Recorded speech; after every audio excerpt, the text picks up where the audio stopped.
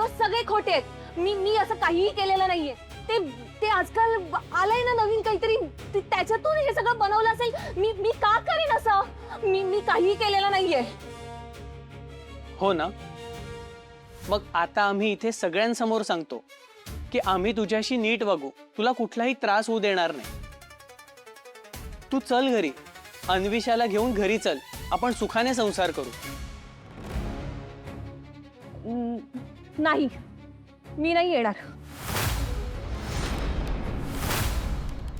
अहो पण हेच तर हवंय ना तुम्हाला, आणि तुमच्या अख्ख्या परिवारासमक्ष बोलतायत ते की तुम्हाला त्रास देणार नाहीयेत. मला नाही राहायचंय त्यांच्याकडे.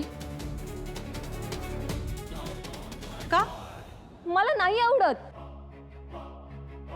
आवडत नाही? ओके, हो म्हणजे असं होऊ शकतं की बाबा मी आता ज्या घरात गेले ते घर मला नाही आवडत आहे राहायला, पण मग तुमच्या नवऱ्याला आणि मुलीला घेऊन तुम्ही वेगळ्या ठिकाणी राहा. हो, मी त्यालाही तयार आहे. नाही, मी इथेच राहणार आहे.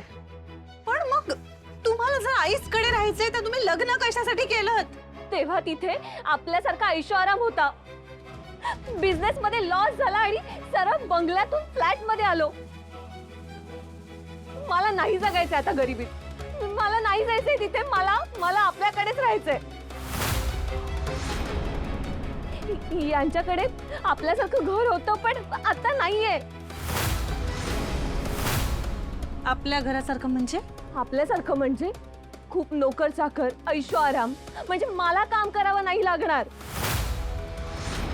पण मुळात काम करायचं का नाही करायचं हे त्या घरावर नसतं, हे माणसावर असतं. आणि ज्याला आतून वाटत असतं ना आपल्या माणसांसाठी, आपल्या घरासाठी काम करावं, ते कुठल्याही घरात काम करतात.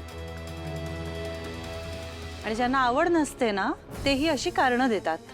आणि मुळात काय आहे ना, ही परिस्थिती जी आहे ती आज आली आहे, त्यामुळे घर बदलल्यामुळे काहीतरी फरक पडलाय असं नाहीये. मुळात तुम्हाला ते करायचंच नाहीये. हो, नाही करायचंय मला. राजवाडे आहे मी, खूप पैसा आहे. मी का किचन मध्ये राबू? या सगळ्यांसाठी मी का काम करू? त्या बाळाचे डायपर मी का बदलू? ह्या सगळ्यासाठी आहे ना मी माणसं ठेवेन कामाला. मी राणी सारखी राहते आणि राहणार. मला मोलकरीण नाही व्हायचंय या सासूबाईंसारखं.